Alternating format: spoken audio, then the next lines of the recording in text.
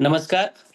मी doctor Dattaprasad More, Nashik येथे practice करत असून माझं BMS झालं आहे. मी आज तुम्हाला संधिवात आणि सांधेदुखी म्हणजे काय, हे जाणून घेणे याबद्दल सांगणार आहे.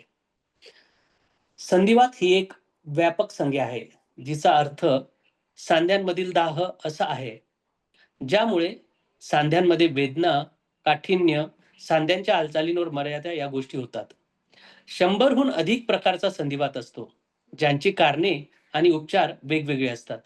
त्यापैकी मुख्य प्रकार असे आहेत: ankylosing arthritis, gout, juvenile idiopathic arthritis, osteoarthritis म्हणजे अस्थिसंधिगत वात, ऱ्युमॅटॉइड आर्थरायटिस म्हणजे वातज संधिवात.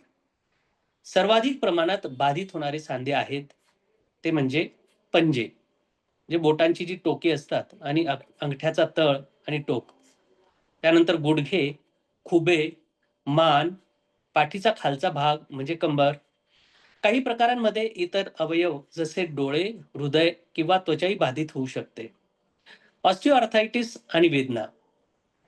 विविध प्रकारांमधील ऑस्टिओआर्थरायटिस हा संधिवाताचा जास्त आढळणारा प्रकार आहे. हा सांध्यांची झीज होत जाणारा रोग असून सांध्यातील ऊती कालांतराने नष्ट होत जातात, विघटन होते. दोन्ही लिंगाच्या व्यक्तींना हा होत असला आणि त्याचे प्रमाण वयानुसार वाढत असले तरी हा विकार स्त्रियांना होण्याची अधिक शक्यता असते. वयाव्यतिरिक्त स्थूलत्व आणि आनुवंशिकता, कौटुंबिक इतिहास या गोष्टी सुद्धा संधिवात सुरू करून देऊ शकतात. एक गोष्ट लक्षात घेणे गरजेचे आहे की अस्थिसंधिवात प्रत्येक व्यक्तीवर वेगवेगळ्या प्रकारे परिणाम करतो. काही लोकांसाठी तो तुलनेने सौम्य असतो आणि दैनंदिन कामावर परिणाम करत नाही, तर इतरांसाठी तो लक्षणीय प्रमाणात वेदनाकारक आणि अपंगत्वदायक असतो. अस्थिसंधिवाताची लक्षणे बहुतांश वेळा सावकाश सुरू होतात. अनेकदा सुरुवातीला एका किंवा काही थोड्या सांध्यांवर परिणाम करतात. सामान्य लक्षणांमध्ये येतात. आता सामान्य लक्षणांमध्ये काय काय लक्षणं असतात? सांधेदुखी, सांध्यांमध्ये काठिण्य, सांध्यांच्या रचनेत बदल, सांध्यात व आसपासच्या भागांमध्ये सूज, सांधा निखळल्याची किंवा अस्थिर झाल्याची भावना. ऑस्टिओआर्थरायटिस वेदनांचे व्यवस्थापन कसे करायचे? ऑस्टिओआर्थरायटिस वेदनांच्या व्यवस्थापनात एकच वेळी अनेक पद्धती वापरणारा दृष्टिकोन असतो, जो त्या व्यक्तीच्या गरजांनुसार आणि पसंतीनुसार केलेला असतो. उपचार योजनांमध्ये असू शकतात नियमित शारीरिक व्यायाम, यात योग, एरोबिक्स, स्ट्रेंथ ट्रेनिंग आणि लवचिकतेचे व्यायाम येतात.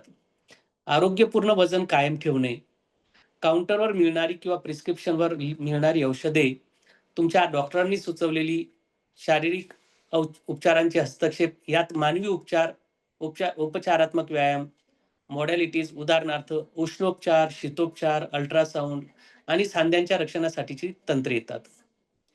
सहाय्यात्मक उपकरणे वापरणे जसे ब्रेसेस, स्प्लिंट्स, काठ्या किंवा ऑर्थोटिक इन्सर्ट्स.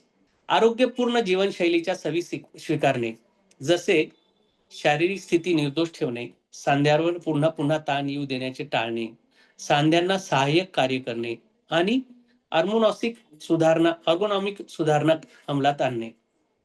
शस्त्रक्रियात्मक पर्याय जसे सांधे बदलण्याची शस्त्रक्रिया, उदाहरणार्थ गुडघे बदल, खुबे बदल किंवा ऑर्थ्रोस्कोपिक शस्त्रक्रिया. अस्थिसंधिवात ही एक तीव्र पण व्यवस्थापन करण्यायोग्य स्थिती आहे.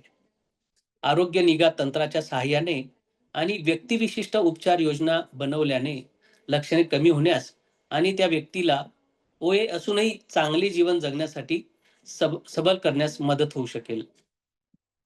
Thank you.